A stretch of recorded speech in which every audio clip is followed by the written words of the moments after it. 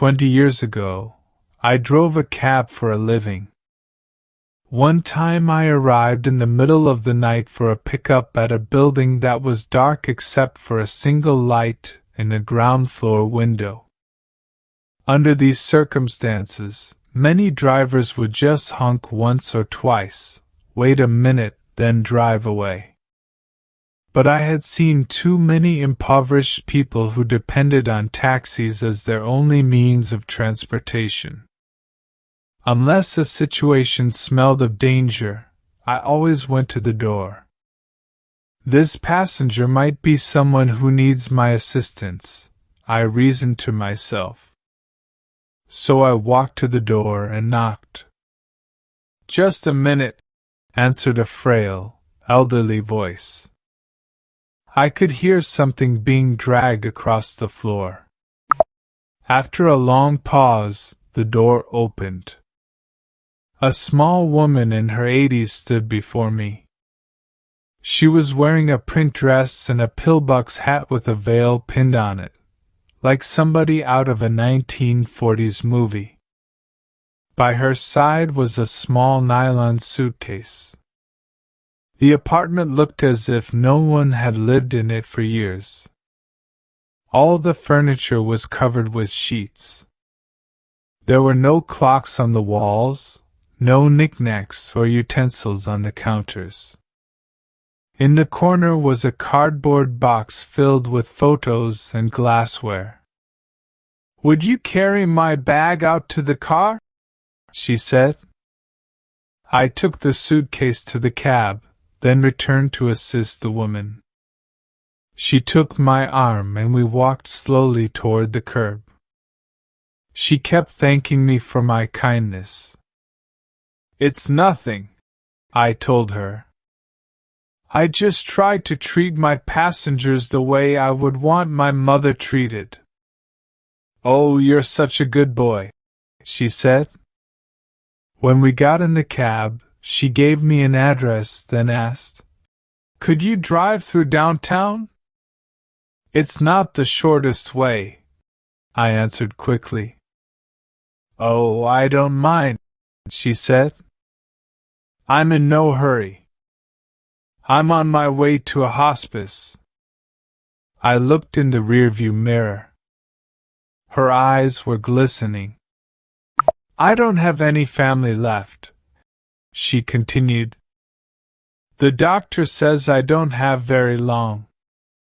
I quietly reached over and shut off the meter. "What route would you like me to take?"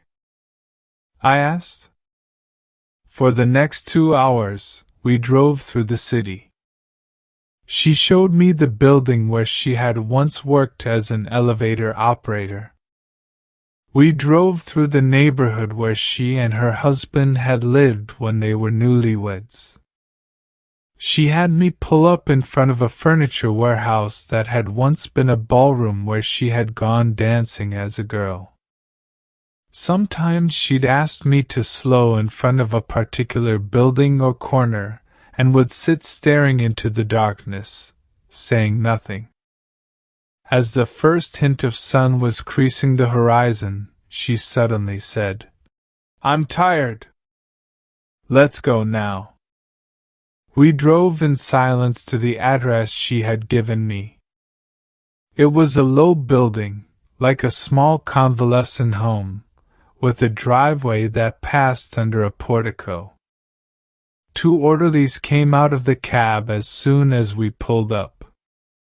They were solicitous and intent, watching her every move. They must have been expecting her. I opened the trunk and took the small suitcase to the door. The woman was already seated in a wheelchair. "How much do I owe you?" she asked, reaching into her purse. "Nothing," I said. "You have to make a living," she answered.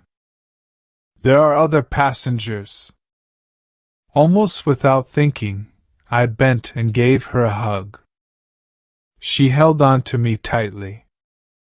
"You gave an old woman a little moment of joy," she said. Thank you. I squeezed her hand, then walked into the dim morning light. Behind me, a door shut. It was the sound of the closing of a life. I didn't pick up any more passengers that shift. I drove aimlessly, lost in thought. For the rest of that day, I could hardly talk. What if that woman had gotten an angry driver, or one who was impatient to end his shift?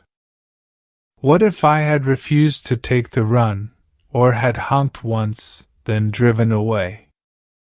On a quick review, I don't think that I have done anything more important in my life. We're conditioned to think that our lives revolve around great moments. But great moments often catch us unaware, beautifully wrapped in what others may consider a small one.